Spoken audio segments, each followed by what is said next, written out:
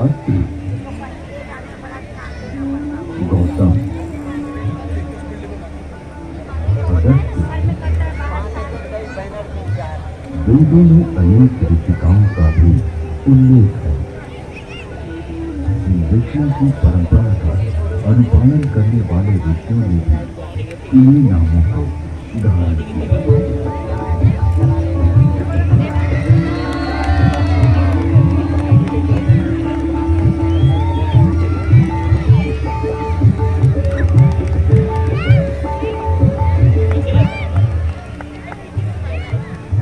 आज विश्व में जिन आविष्कारों का श्रेय पाश्चात्य जगत द्वारा लिया गया है, उसे हमारे प्राचीन ऋषियों द्वारा तथ्य सहित हजारों वर्ष पूर्व प्रमाण सहित वेदों में उल्लिखित किया गया है। जैसे अगस्त्य संहिता में विद्युत उत्पादन के सूत्र मिलते हैं।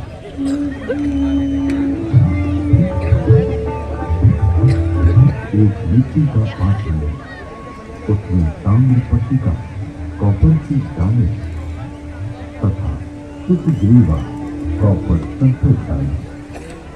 फिर बीच में गीली कांच पान से व सॉल्वेंट लगाए।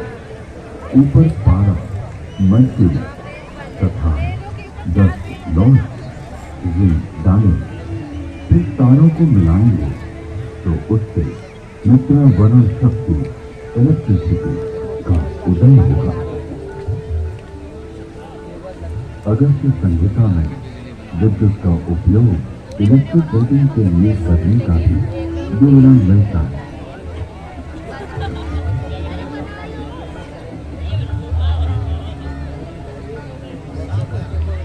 अतः अगस्त्य को कुंभोधव बैटरी बोम भी कहते हैं।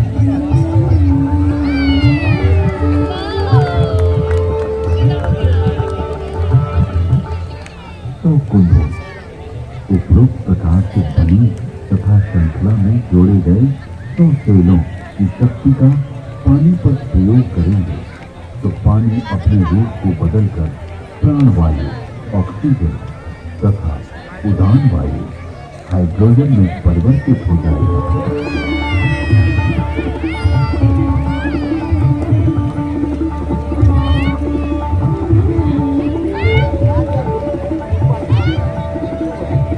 देखा कितना अच्छा लग रहा है। स्वर्ण अथवा रजत के वेग को प्रकृति कहा जाता है। लोहे के पात्र में सशक्त जल तेजाब का घोल इसका सानिध्य पाते हैं।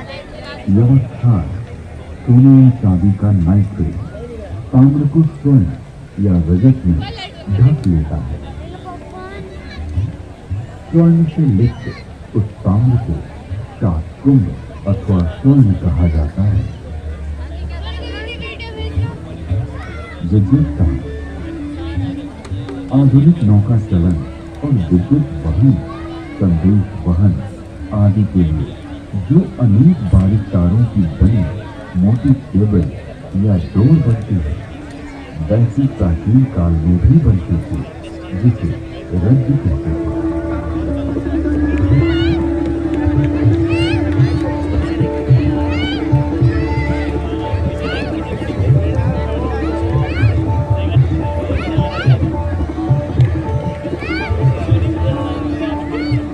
नौ तारों का सूत्र बनता है।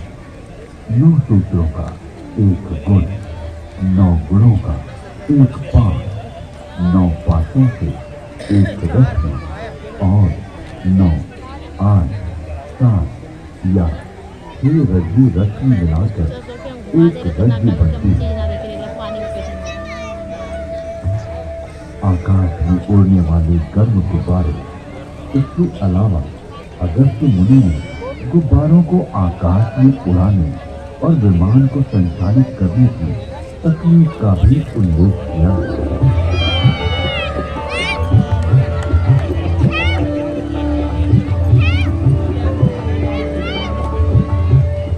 उदान वायु हाइड्रोजन को वायु प्रतिबंधक वस्त्र में रोका जाए तो यह विमान विद्या में काम आता है। यानी वस्त्र में हाइड्रोजन पक्का बांध दिया जाए तो उसमें आकाश में उड़ा जा सकता है।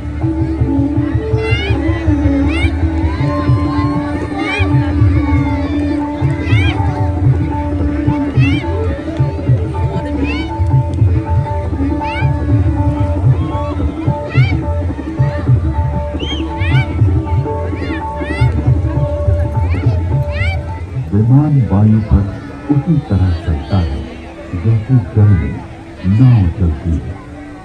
तत्पश्चात उन काव्य पंक्तियों में गुब्बारों और आकाश छत्र के लिए रेशमी वस्त्र सुयोग्य कहा गया क्योंकि वह बड़ा लचीला होता है। वायु पूर्ण वस्त्र प्राचीन काल में ऐसा वस्त्र बनता था जिसमें वायु भरी जा सकती थी। इस वस्त्र को बनाने की निम्न विधि अगस्त्य संहिता में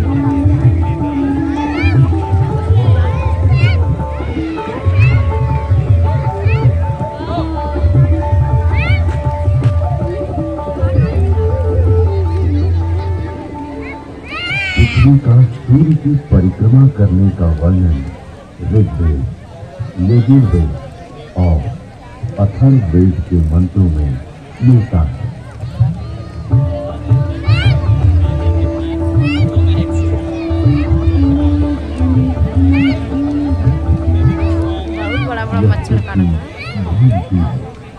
अपनी माता अंतरिक्ष के सामने रखते हुए सूर्य रूपी पिता की परिक्रमा करती है।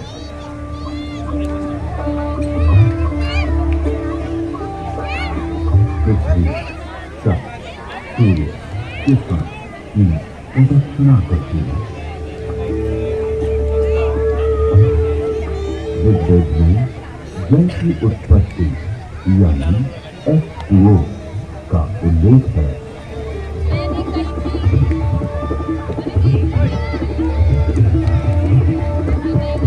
जल की प्राप्ति के लिए मैं पवित्र ऊर्जा, एनर्जी वाले मित्र, ऑक्सीजन और दोषों को नष्ट करने वाले वरुण हाइड्रोजन को ग्रहण करता हूँ।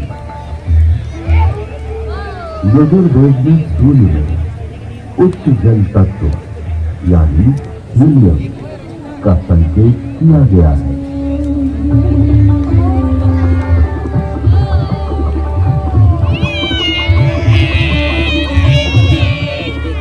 उच्च शक्ति से युक्त हाइड्रोजन जो कि हीलियम के रूप में है, सूर्य में है। सूर्य के चारों ओर गैसों के समूह का उल्लेख ऋग्वेद में है।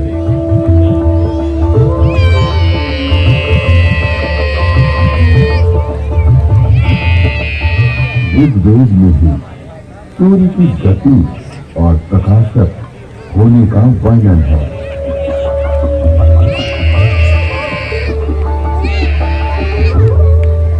हे सूर्य, तू ऐसे वेद से जो कि मनुष्य के ज्ञान से बाहर है, सबको दिखाई देता हुआ सदा चलता रहता है।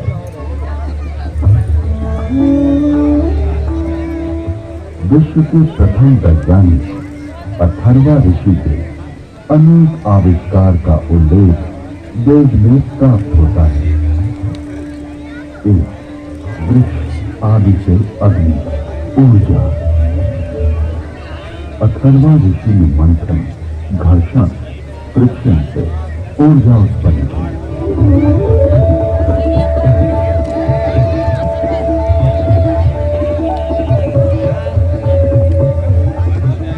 अरण्य नामक वृक्ष की लकड़ी में अग्नि,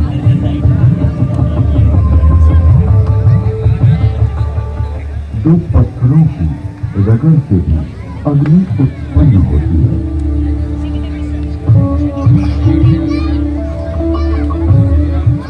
दूसरा, जल मंथन से अग्नि, हाइड्रो इलेक्ट्रिक हाइडल।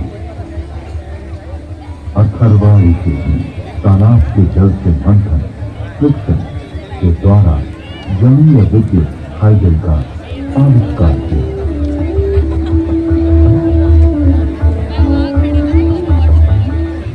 तीसरा, भूगर्भीय अग्नि, पुरुष अग्नि, oil and natural gas.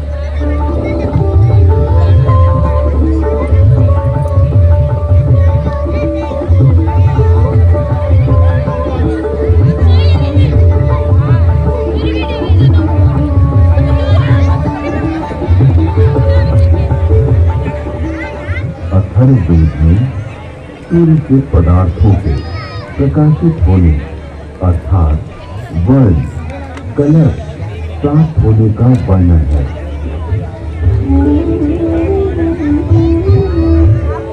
Rigveda में सौर ऊर्जा का स्पष्ट उल्लेख प्राप्त होता है।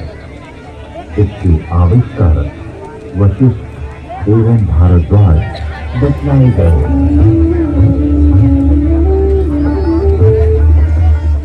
ऋग्वेद में सूर्य की घातक किरणें अल्ट्रावायलेट रेज का वर्णन है।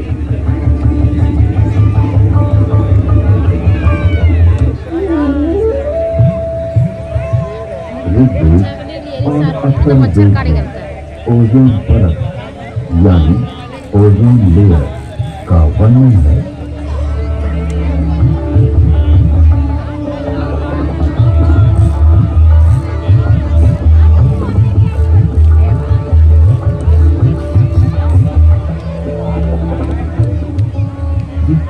गर्भस्थ शिशु की रक्षा के लिए उल्व, जार, झिल्ली परत में ब्रेन होती है, उसी प्रकार पृथ्वी रूपी शिशु की रक्षा के लिए परमात्मा ने एक महज उल्व ओजोन परत की रचना की है। ये स्थूल रूप वाला है। इसका स्वरूप स्वर्ण के समान दिव्य आभामय है।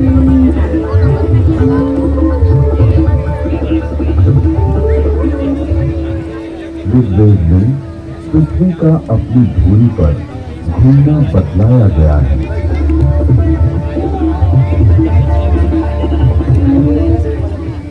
पृथ्वी की 7 परतों यानी स्ट्रेटा का उल्लेख ऋग्वेद में है।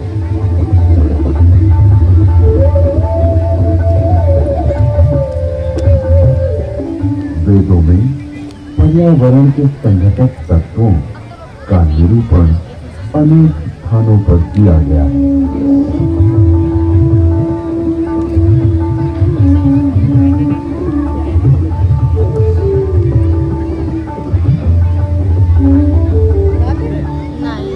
जल,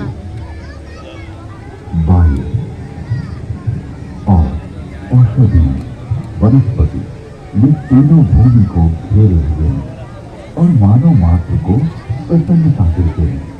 अतः इन्हें छंद कहा गया है। इनके नाम और रूप अनेक हैं, अतः इन्हें पूर्व रूपम कहा गया है। लोक को ये तत्व जीवन रक्षा के लिए दिए गए हैं।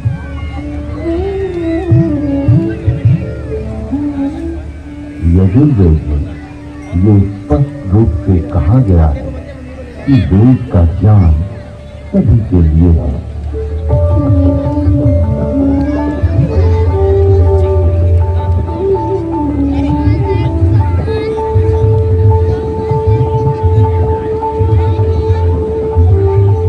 मैं कल्याणकारिणी वेदों की वाणी ब्राह्मण, क्षत्रिय, वैश्य, शूद्र, बल्कि अति शूद्र आदि सभी लोगों के लिए देता हूँ।